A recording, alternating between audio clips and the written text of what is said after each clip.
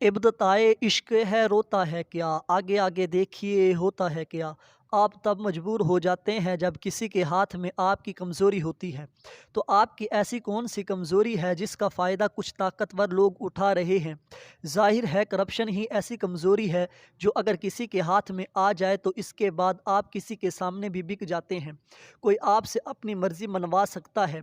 जमात का सरबराह करप्ट, जमात के लोगों पर करप्शन के केसेस, दूसरी जमातों पर नज़र डालें तो उनके चेयरमैन से लेकर नीचे तक के लोगों पर करप्शन के केसेस, फिर 13 जमातों पर नज़र डालें तो सब किसी न किसी जुर्म में मुलव्विस।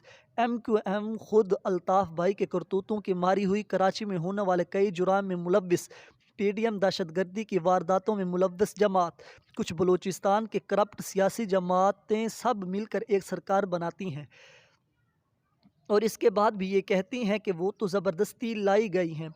जिसको ज़बरदस्ती निकाला वो बग़ैर किसी खौफ व तर से डट कर इनका मुकाबला कर रहा है। उस पर केसेस बनाए जा रहे हैं, उसे जेल से डराया जा रहा है, मगर उसने ना तो बिस्तर पकड़ा और ना ही मुल्क से फ़रार हो गया। उसने अपने या अपने किसी साथी के लिए NRO लेने की कोशिश भी नहीं की। वो इनके साथ मुआहदे करके बाहर नहीं भागा, बल्कि अपनी मर्ज़ी से अपनी सियासी जद्दोजहद जारी रखे हुए है। हकीकी आज़ादी की जंग लड़ रहा है। इमरान खान क्यों नहीं बिका? उसको क्यों नहीं फ़िक्र कि उसने अगर ताकतवर लोगों की बात नहीं मानेगा तो उसे ब्लैकमेल किया जाएगा। इमरान खान इन सब की तरह अस्पताल के बिस्तर पर नहीं लेट गया। क्या क्या सितम इन लोगों ने नहीं ढाए, मुकदमात बनाए, ऑडियो लीक की, मगर इसे हरा नहीं पाए। इमरान खान की तारीख ही इसकी सबसे बड़ी जीत है। जावेद लतीफ़ ने एक बार फिर अपने आप को मज़लूम साबित करने के लिए जावेद चौधरी के शो में गोलमोल और मुबहम बातें की, और जावेद चौधरी भी ऐसे बनकर सवाल पूछ रहे हैं जैसे इसे तो कुछ खबर ही नहीं कि जावेद लतीफ़ क्या बात कर रहा है। सियासतदान और इनके सहाफ़ी टीवी स्क्रीन पर बैठकर इस तरह ड्रामे करते हैं। ये इतने डरपोक हैं कि ये इल्ज़ाम तो लगाते हैं, मगर पूछो कि कौन लाया आपको तो नाम तक नहीं लेते कि इन्हें कौन लाया था। ये इतने डरपोक, कमज़ोर और बुज़दिल लोग हैं जिन्हें ज़बरदस्ती हटाया जाता है, ज़बरदस्ती लाया जाता है। अगर ये इतने कमज़ोर हैं तो फिर वाक़ई ये करप्ट, नाअहल और चोर होंगे। अगर इनके अंदर इतनी अहलियत नहीं कि ये सियासी मैदान में इमरान खान का मुकाबला कर सकें, तो इसलिए ये बैकडोर पर डीलें करते हैं और इक़्तिदार हासिल करते हैं।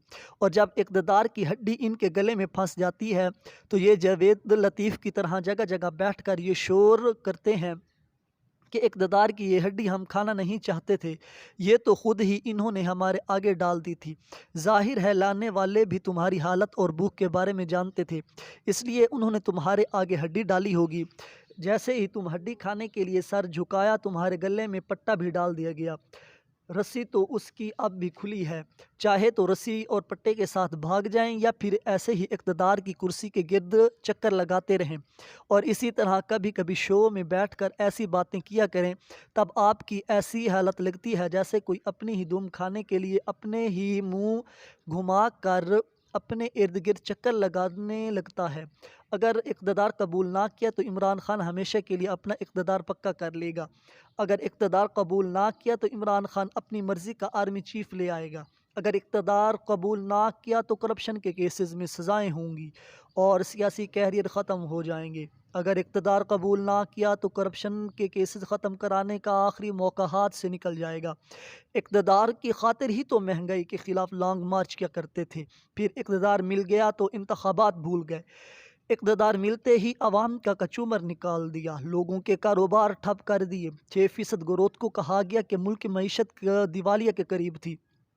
अल्लाह पाकिस्तान का हामी और नासिर हो। Thanks for watching. अल्लाह हाफ़िज़।